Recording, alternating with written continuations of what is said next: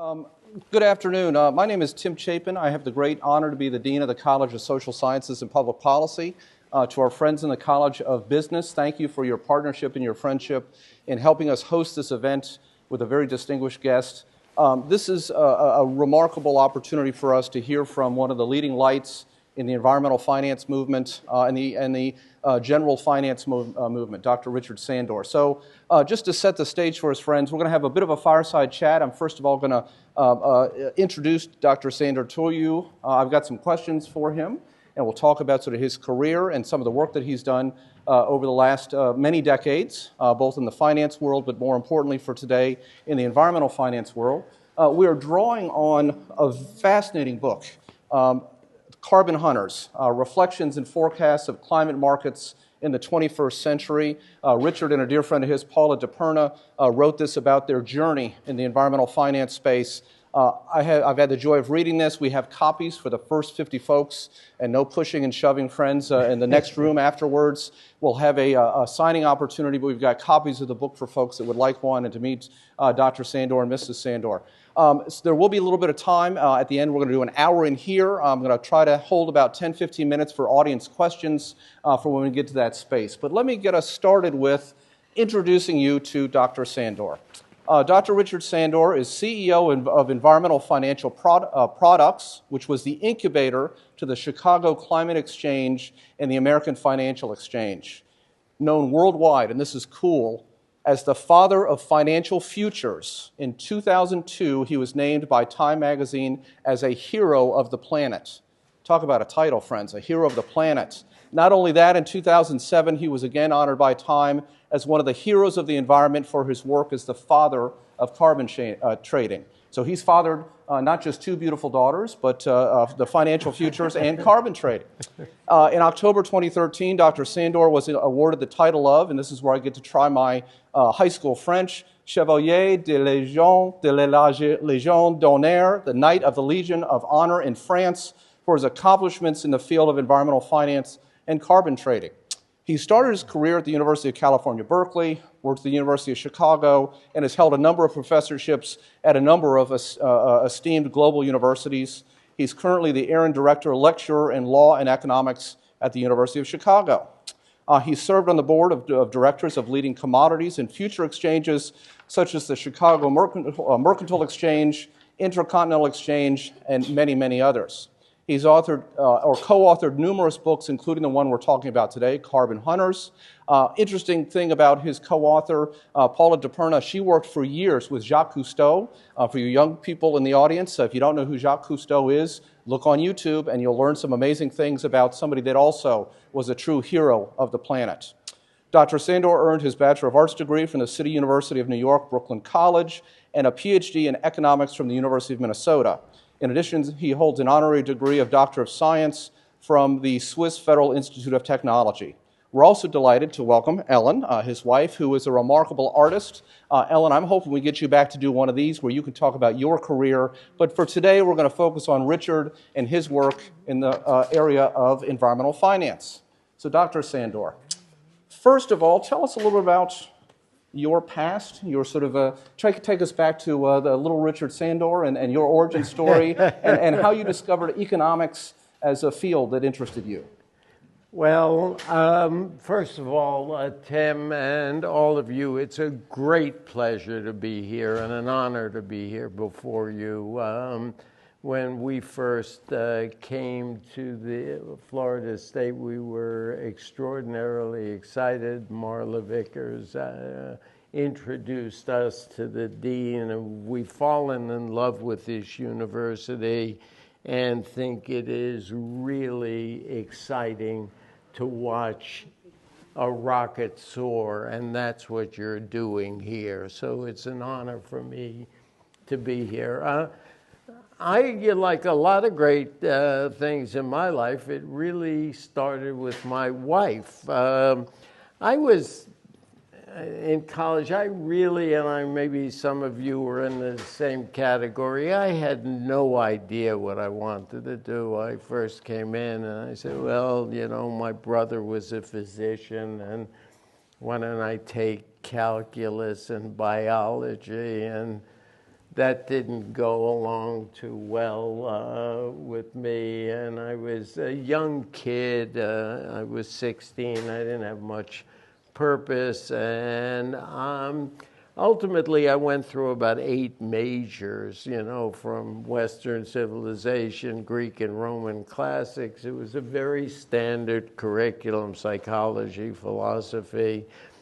And my then girlfriend thought that I might enjoy meeting her economics teacher. And I thought, yeah, it's my girlfriend. What am I going to do? Say, no, I don't want to meet your teacher. And so, Tim, I said, fine.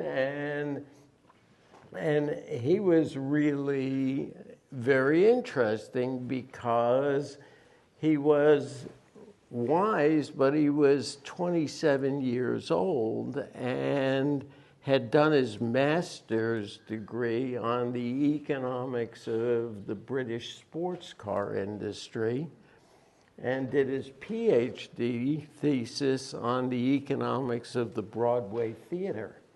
And he was co-producing at that point, or a stage manager up at Hyannisport in the glory days of the Kennedys. And I said, oh my God. That's a world I want to be a part of. That's yes. what economists do. Mm-hmm. They get to drive in sports cars and hang around with stars. That's not too bad a life. So I took a course with him, and I thought this is really a great subject because it's both philosophical, and I just remember the day he drew a marginal cost curve and watched it, optimizing. And I said, oh my God, this has got mathematics, which I like, but it's got behavior and it's got politics.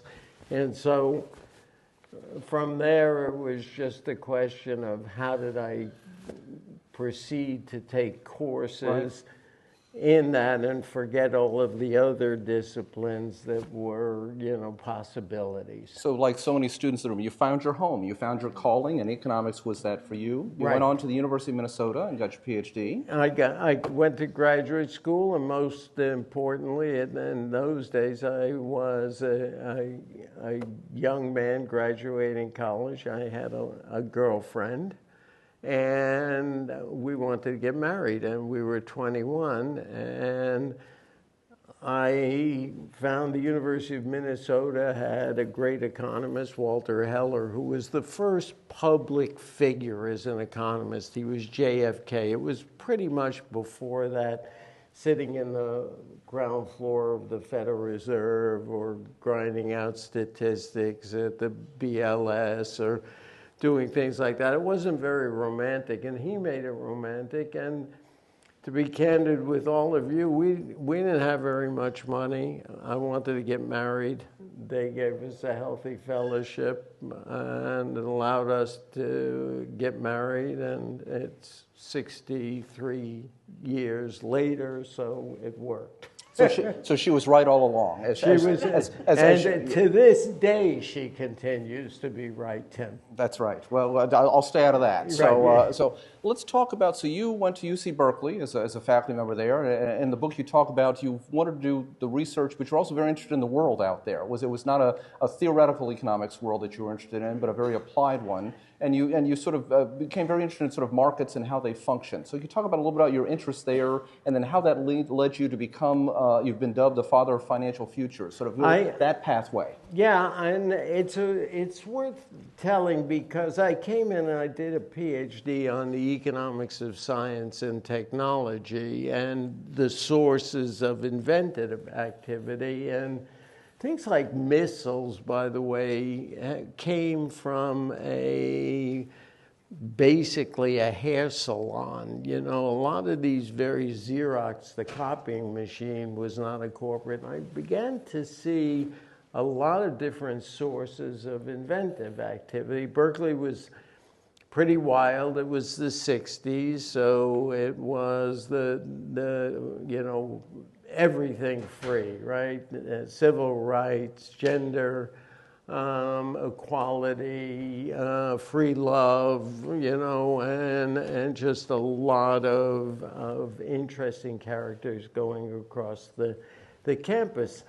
I was stuck and I got a little bug and I started trading equities because it was Berkeley, the Bay Area in the 60s, and just listening to what was going on. And I took my students down to the south part of San Francisco, all the way down to Palo Alto, drove down there for 60 minutes, and we would talk about the economics and science and technology, and it was a graduate school seminar.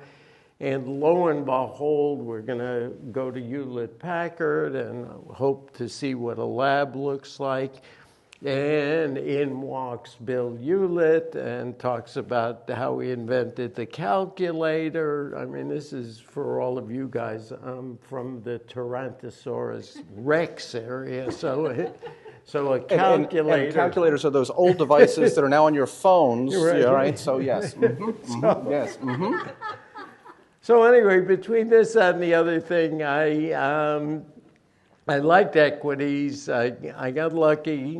We made some money trading, and a friend of mine said to me, geez, you're doing this well.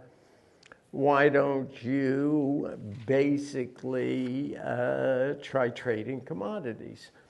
And I started doing that, and I sat next to a guy in the Center for Real Estate and Urban Economics. His name was Hank Schaff.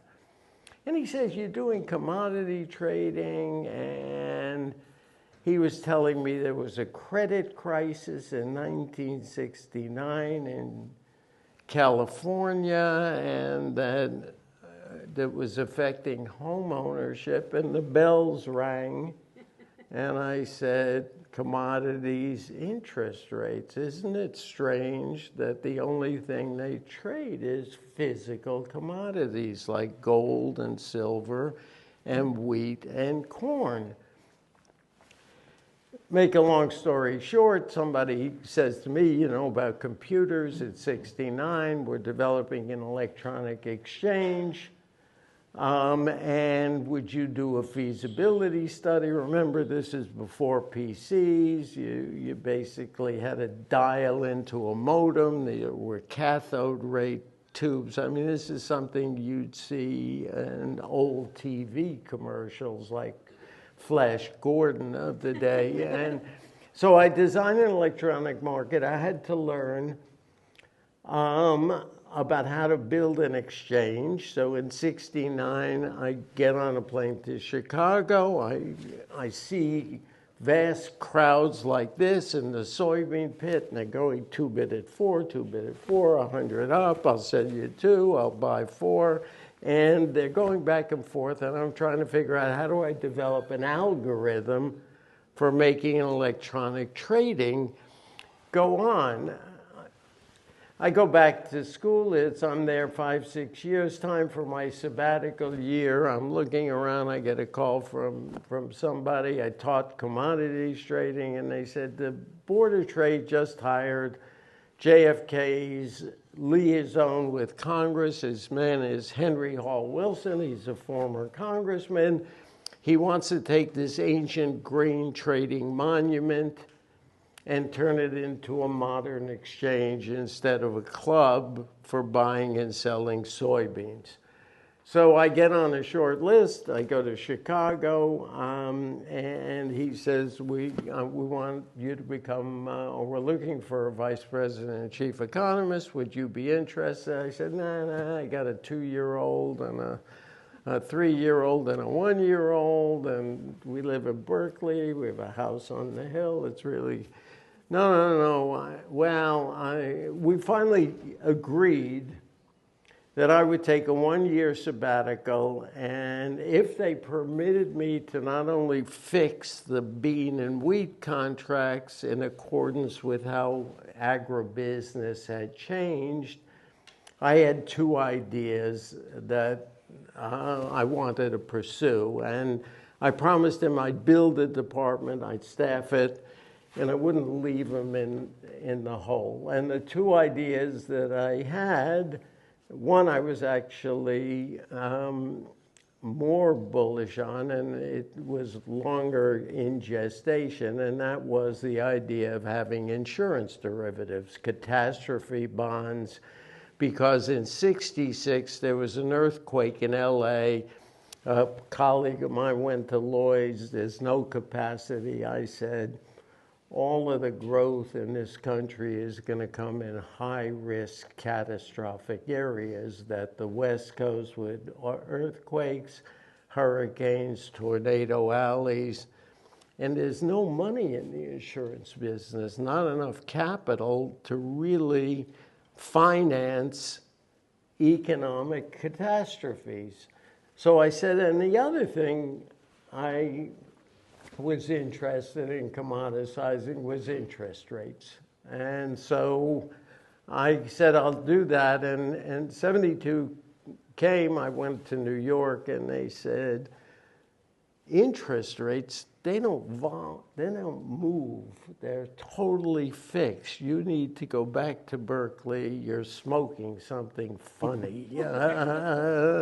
How could you believe that interest, there's no such thing as hedging. Banks don't need to worry about assets and liabilities. They're all solid, and there's no such a field. So go back to Chicago, go back to Berkeley. Orville, that'll never fly, was essentially the message. 73 came, and the world changed. The U.S. crop was planted late. The anchovies stopped running off the coast of Peru. They feed chickens and cows and et cetera. Russia's crop failed. China's crop failed. It was heat during the pollination period in corn, and it didn't tassel at the right time. The upshot was soybeans, and in the midst of all of that, I'm mentioning this because some of this is timely, because it's 55 years later, and then the Arab oil embargo fell. So all of a sudden, there's food insecurity, energy insecurity, interest rates, which hadn't moved since the 1920s, went to the roof, and the prime hit double digits, never before seen in the post-war. So the dean said, come back. I said, give me another year. And and it's 55 years later, we're living in Chicago. So we're in the home of the College of Business, that's home to the number one, I believe, real estate and insurance and risk management program in the country. It is, Dr. Sandor, you'd be pleased to know, an outstanding program. And this is a field that you sort of travel back 56 years ago. Essentially, didn't exist anything like it did now. You helped sort of invent and saw the future that commodities were there to be traded, but there were other things to be traded, and sort of came up with this idea that the future in intangible ways can be understood monetarily and then traded as well. So you're probably, several of you sitting out there and saying, well, I thought we're talking about carbon hunting. This is about climate and the challenges of climate change. And what's interesting is that for Dr. Sandor's work, and I'm going to have you talk about that climate revolution for you, that enlightenment of moment where you said climate change is real and we need to tackle that. But the work we're going to hear about on the carbon trading front started with understandings of markets and how to price things that couldn't be priced before, hadn't been priced before. So let me turn us a little bit towards that greener direction, right? How is it that you came to see climate change as the existential threat to our species, to our planet, that it very well is? It turned into two parts of the journey, and the first part of the journey was I was in graduate school, and one of my fellow Ph.D. Students, a guy by the name of John Goldstein, was doing a Ph.D. dissertation on cost-benefit analysis for draining wetlands, and he was funded by Ducks Unlimited. Being 21-year-old graduate students, we bought him a duck and put it in his bathtub, just to be pranksters. And I said, oh my God, it's a very interesting thing. And I stayed in touch with him over the years. And he kept on saying, you're commoditizing everything. You helped pass legislation that enabled the birth of a new federal regulatory agency, the CFTC. You redefined what a commodity was from something tangible to something intangible. And you recognized that price was an incredible signal, and it changes the way people behave.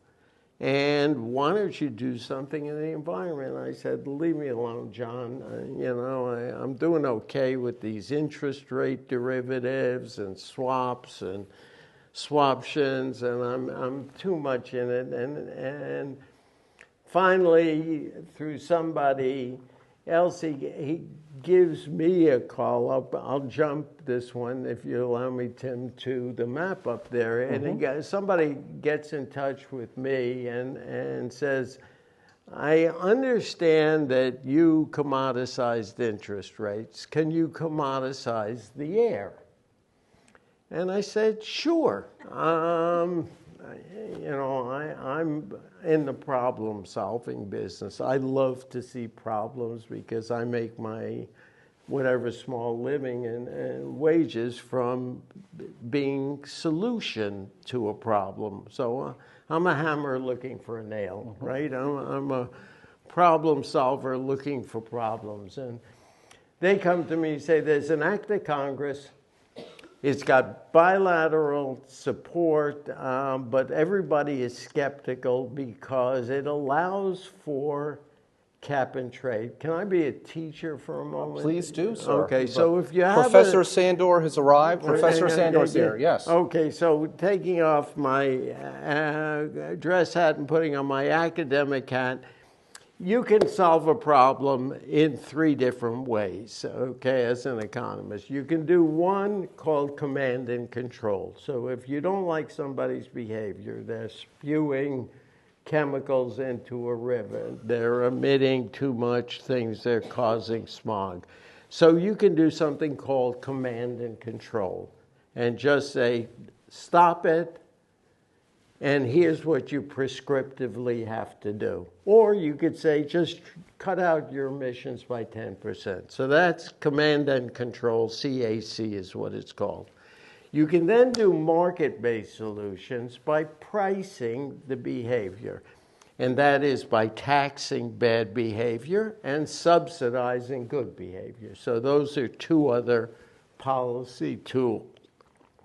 The third one was really pretty much relegated to the basement until Ronald Coase, who was an English economist who taught at the University of Chicago, said, you could actually have a bargain between the polluter and the pollutant, and they could sort it out themselves.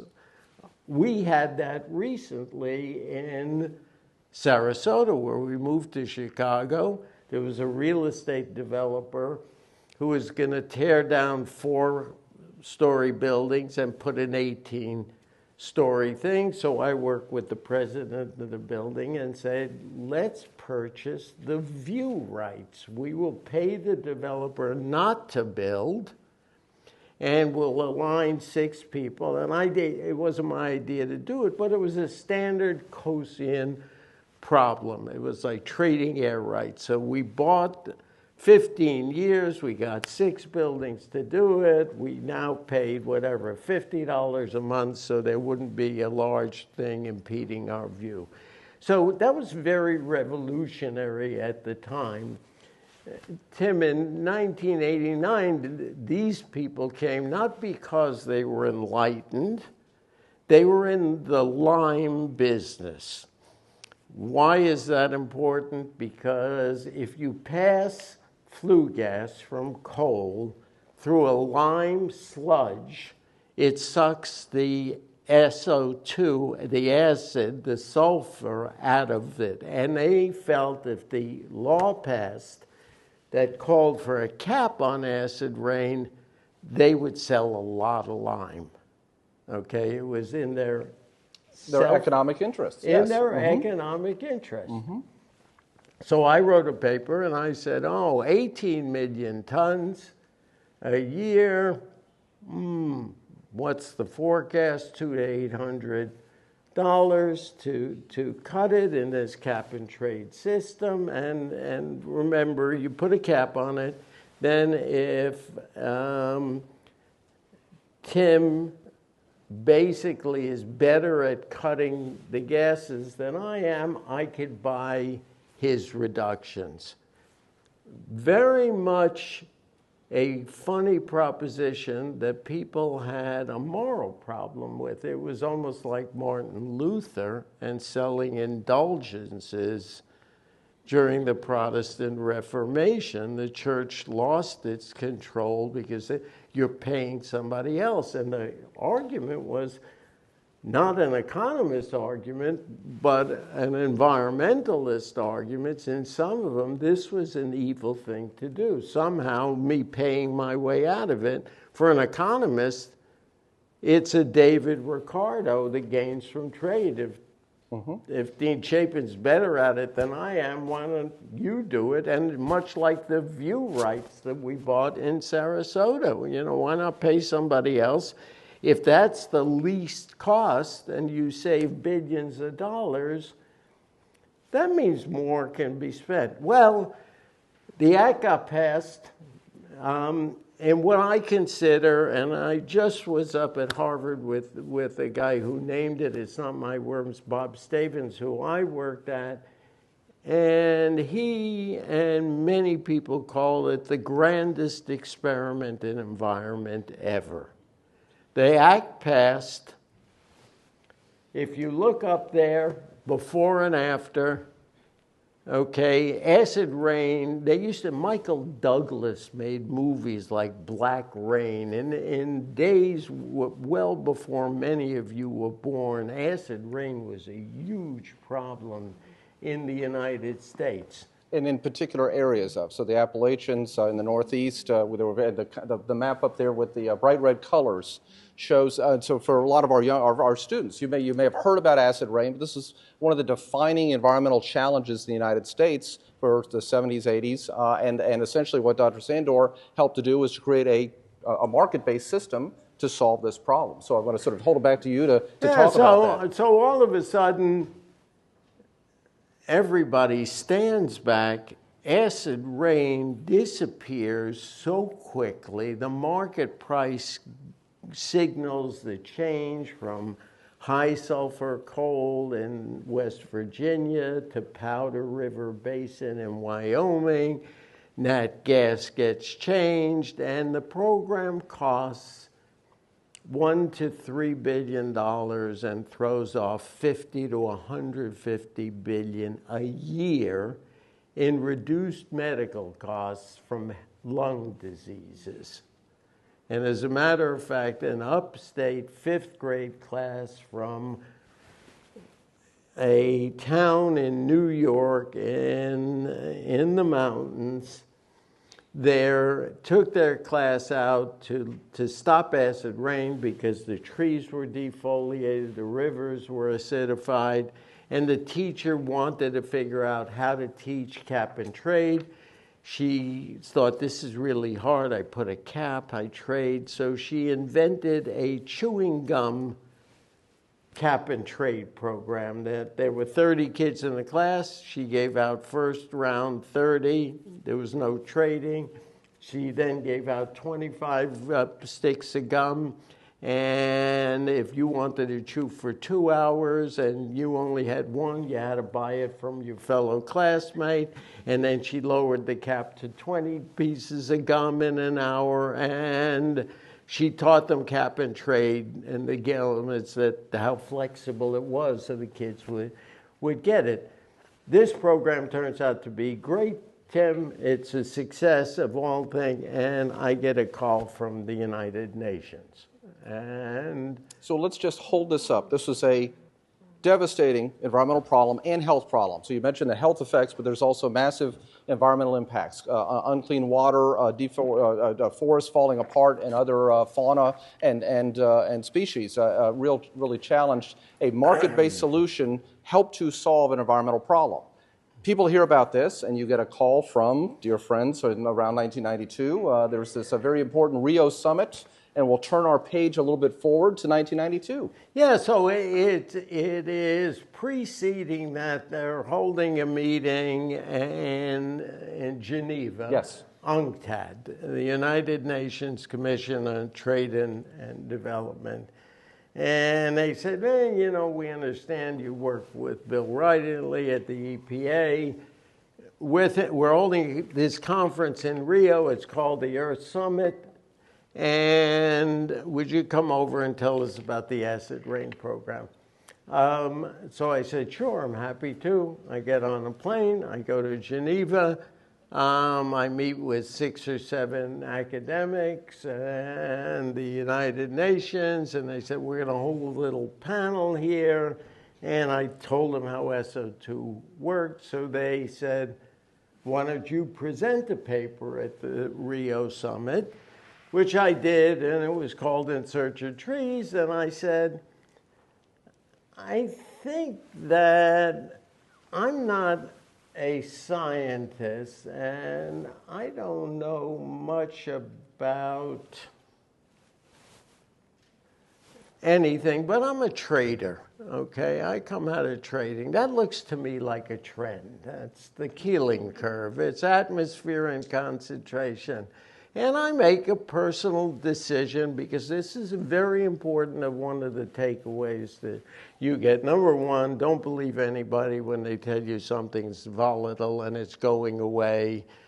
Inflation is transitory. It can't be done. As young minds, do not accept the proven status quo. Your job is to question it always, okay? Because oftentimes it's true, but only at that time. So it's 92, and I say, I think this is worth a trend that I would bet on. I think that this is going to go. And if it goes, there's a cheap way to get this problem solved with markets. And I don't know what, so I go into the thing, I write the paper, I walk out of the tent, I head to the beach at Ipanema. I have one Caparini, and that tasted pretty good. So I have a second one. For those of you that don't know, that's a cane sugar alcohol. And by the second drink, I was feeling, and I said to myself, I know how to solve this. I fought people on interest rates. I fought people on acid rain. They're wrong. This is not a calamity. This problem could easily be solved, and I envisioned an architectural thing. So there we are, it's 92, and I meet Maurice Strong, who convened Tim, the Undersecretary General. He gets a hold of me, nothing is happening, it's 3 years later. The UN calls a meeting in Glen Cove, Long Island, and they say, we can't go. By this time, I was clearly there for adornment, okay? They had to be there.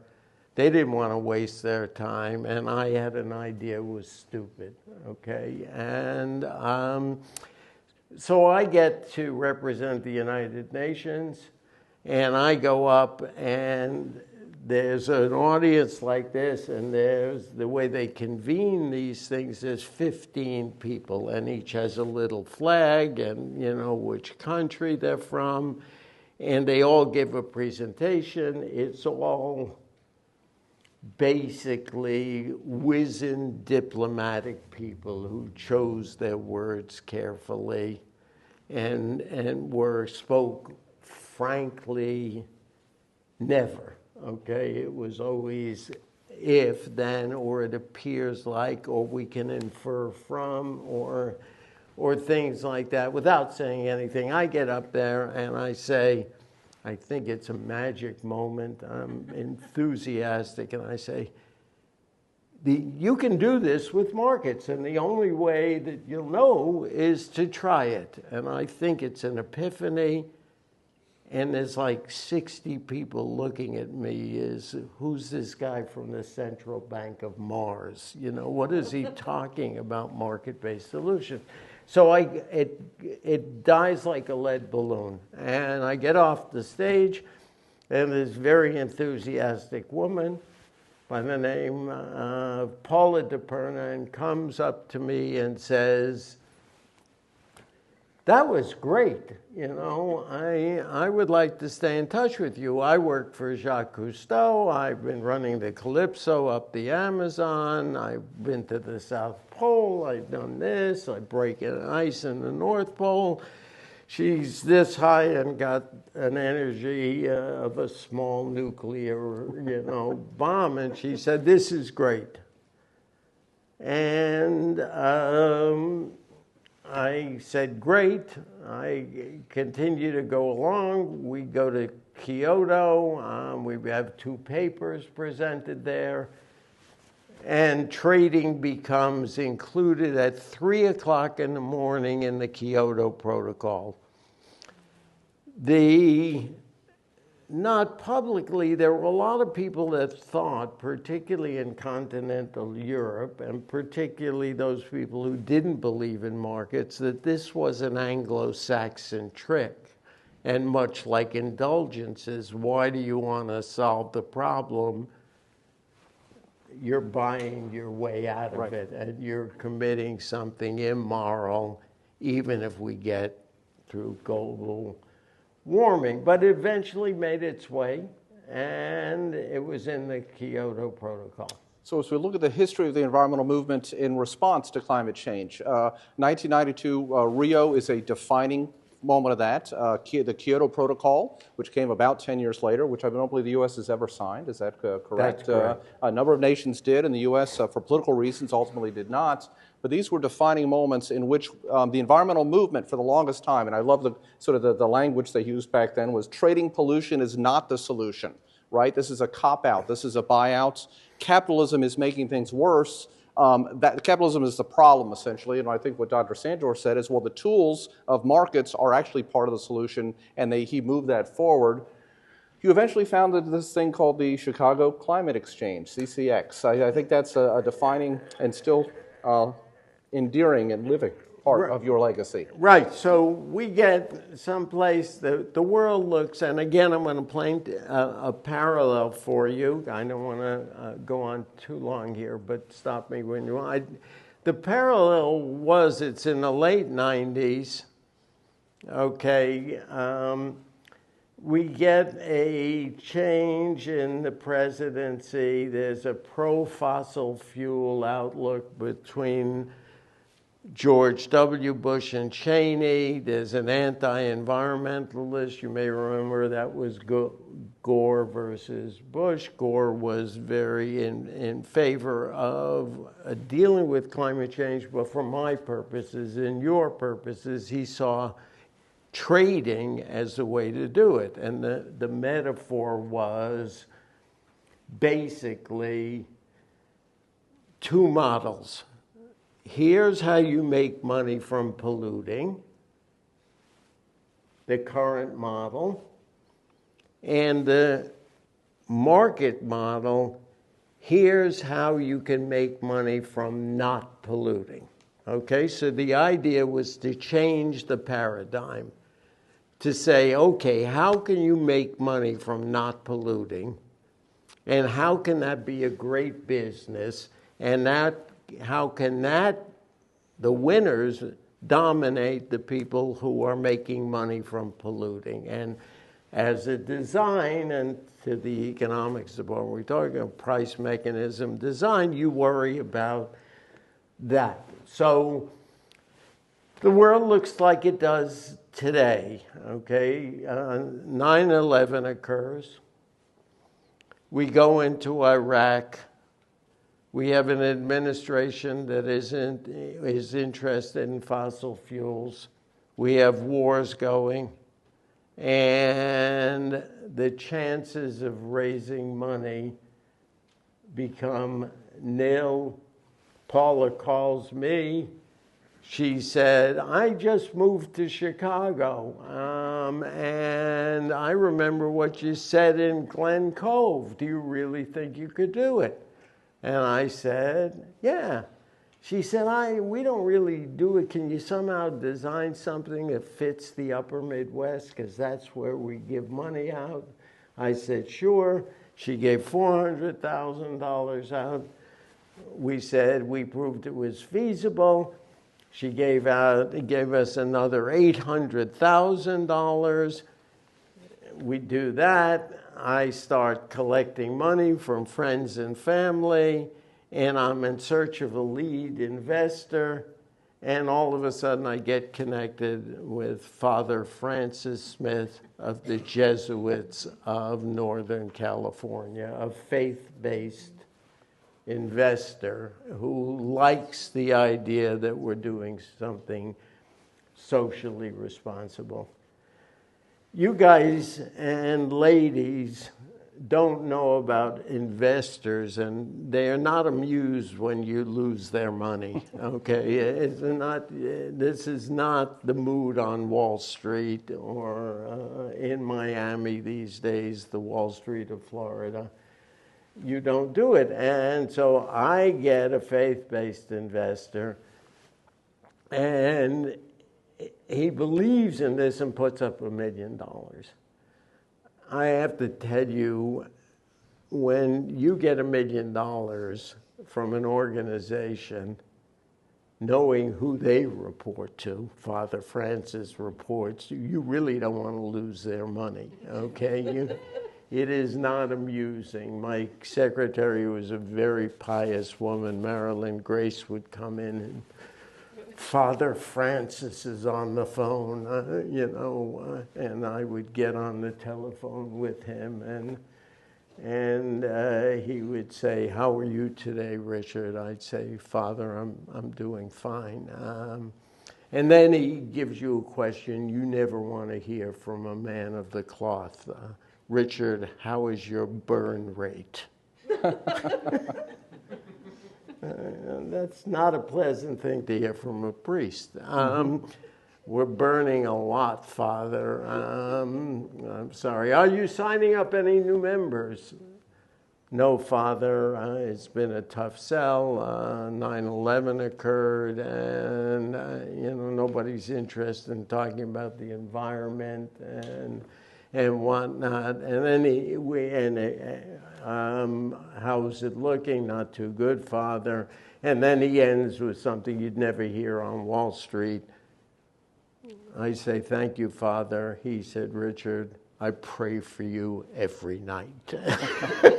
That's not typically what investors or venture capitalists do. Well, in Wall Street, it's I pray for myself every night. I pray for myself every night. I think Dean Chapin hit it right on the head. Anyway, he gave us the money, and now we had to persuade somebody against. There was no hope in Washington for any relief.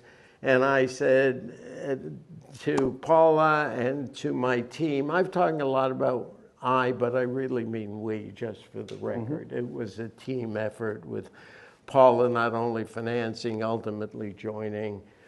But to wrap up the story, and I'll give you it, and then Tim just finish, because the real question is, and I was at another critical point of view, it was like trying to promote acid rain trading when nobody had ever used anything but taxes or subsidies.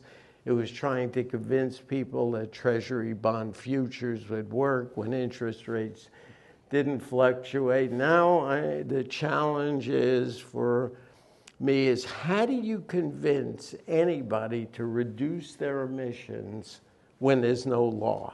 Mm-hmm. What do you do? So I get on a plane and I visit 118 different companies. I mean, I'm eating barbecue in Little Rock. I'm stuffing myself with with every kind of chili in West Texas. I mean, I'm at every possible corner. I'm in Norman, Oklahoma. I'm in Fargo. I am a lounge act, begging so that my knees are braided from crawling. I mean, I'm groveling, I'm cajoling, I'm convincing, I'm trying to tell them all, be part of the solution. If you're not at the table, you're going to be on the menu. I mean, I'm doing everything I can to get them. I get 27 people who agree to join the design committee. For those of you from the law school and those of you from the business school and those of you who think we worry about transactions costs. So how do you get them to agree to do it? So I say the only thing we're going to do is we're going to have to gently get them to jump into the pool. First, wet your ankles, then stand and wait a little, and then swim. So it says, I agree to join the design committee of the Chicago Climate Exchange and will become a member if and only if you satisfy every need that my company could ever have. So it is a worthless commitment. It is only for those of you who study behavioral economics. It is a way to get a psychological buy-in.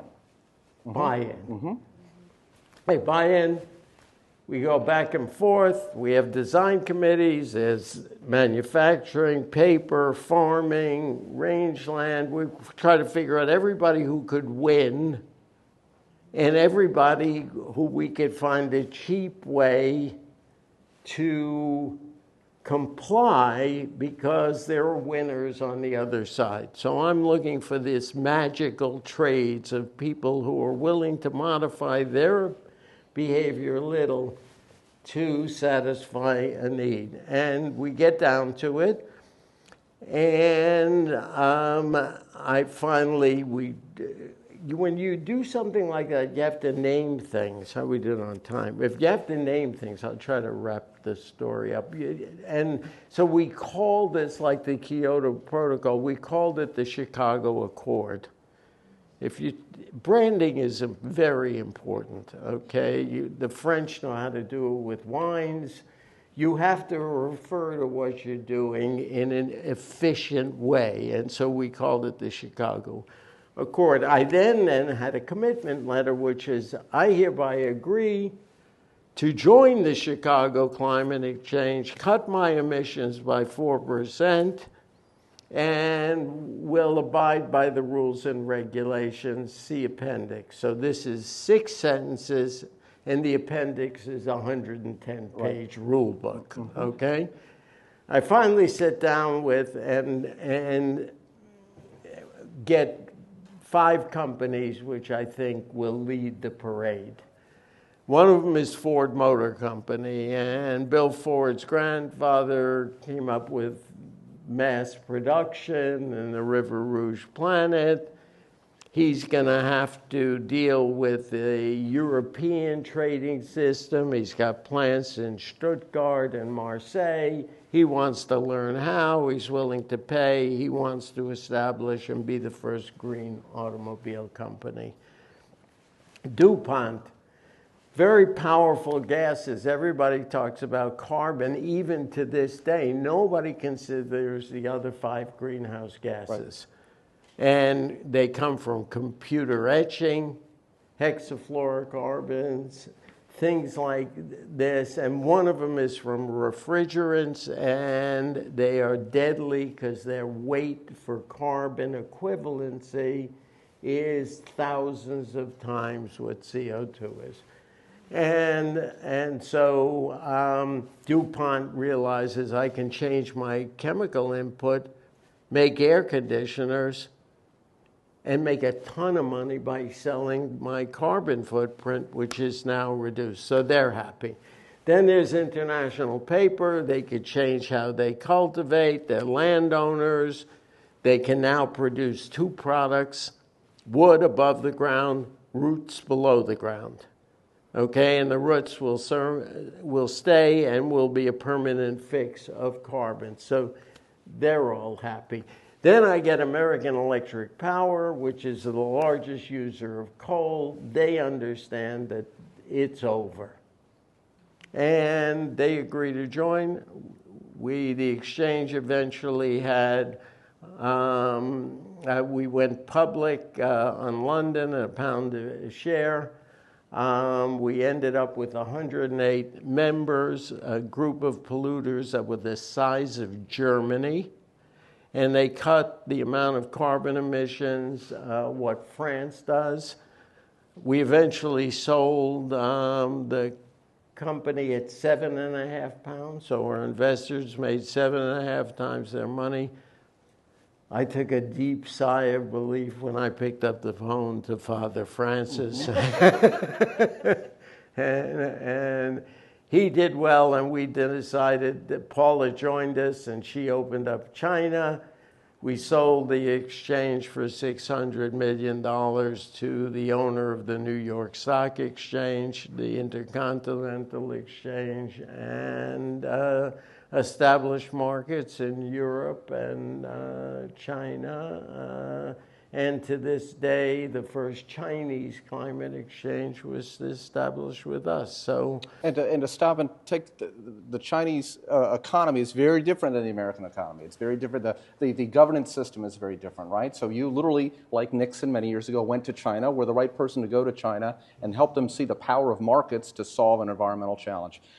Dr. Sandor, let me ask you my final question. We've got just a few minutes for questions from the audience.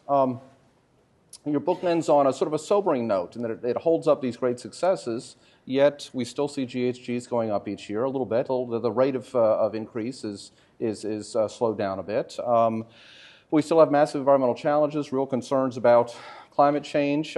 Severe weather is affecting areas like Florida, and there's drought, and some places are much too wet, some places are much too dry. There's a lot to be unhappy about, and we're living in a very anxious society, yet your book has some optimism at the end. Why do you remain optimistic that this is a challenge we can solve? I gave a talk at the North American Carbon World in San Diego, and somebody there who's of your intellect asked the same question and almost answered himself, Tim. I assume, doesn't matter if you're a Democrat or a Republican, you want nice parks, you want clean rivers, you want clean oceans, you want to see biodiversity, and basically if you go to any college, and in the last 4 months we've been from UCLA in the west to Harvard in the east to Minnesota in the north to Tallahassee in the southeast to Phoenix in the southwest. We've been around the country. All of mostly your age and your contemporaries, okay? And it doesn't matter who they are, and a diversity of all kinds in the audience. It seems to me that this is an issue for your generation. What do you guys and girls buy more than anything else? The answer is, obviously, technology, compute power. This, AI, and everything like that. You are the biggest consumers of electricity and power and ever. The people you buy those services from, Google, Microsoft, NVIDIA, all of them are now the biggest polluters in the world because of data centers and things of that nature. It doesn't seem to me it's a stable world if you want to see a clean world and you buy services for somebody and they want to pollute. So if you look at the voluntary carbon market, it's dominated by Microsoft, Google, NVIDIA. They are preserving rainforests in Africa, in South America. They're providing cook stoves to rural poor in Kerala, India. And if you take a look at the nature of the world, I think there's somebody out there, and somebody said it on stage, well, why doesn't NVIDIA and all of these companies start, and Google, a carbon exchange, son of, godfather to, right? And the answer is, I believe somebody's going to make billions of dollars by figuring out how consumers like you, and the second of all, it really is for students, and it's a message I really want to give to you all, is the problem with why this hasn't worked, to answer your question, Tim, about whatnot. And I think the key to success for all of you is focus, okay? Focus, focus, focus. The legislative people try to solve 3 problems at a time, as Tim, as you know, right? They say, okay, well, let's cure cancer. By the way, what about polio? And what about poverty? And what about food insecurity? So it all goes in a bill with multiple goals, which means politically the mathematics of trying to build coalitions to solve 4 different problems with 5 policy tools is not right. We said, whatever small success, we said, we're going to commoditize interest rates. And I'm going to do it from 7 in the morning to 11 at night, 5 days a week. And I'm going to get everybody I can find who wants to solve that one problem. I'm going to do the same thing with acid rain. I'm going to find everybody who wins, and I'm going to build coalitions among the winners so that everybody makes money, okay? I'm going to design a mechanism that allows people through trade to accomplish things at lower costs. So I believe the spirit of innovation, and the last thing I believe in is, as a full-throttle free enterprise University of Chicago, it is a terrible bet to short America's ability to invent. You never make money by betting against the innovative spirits in capital markets, in finance, in urban planning, in going to the moon, in going to Mars, and putting data centers here and putting chips in people's heads that are quadriplegics and have them use computers. It's a bad bet to bet against your generation. You are the best and the brightest. I've been at every major university. Nobody says, let's pollute more. That isn't your will. Okay? It's not your desire. You're just going to need the right convener to bring out your skills. That's why I've never been more bullish about this problem being solved.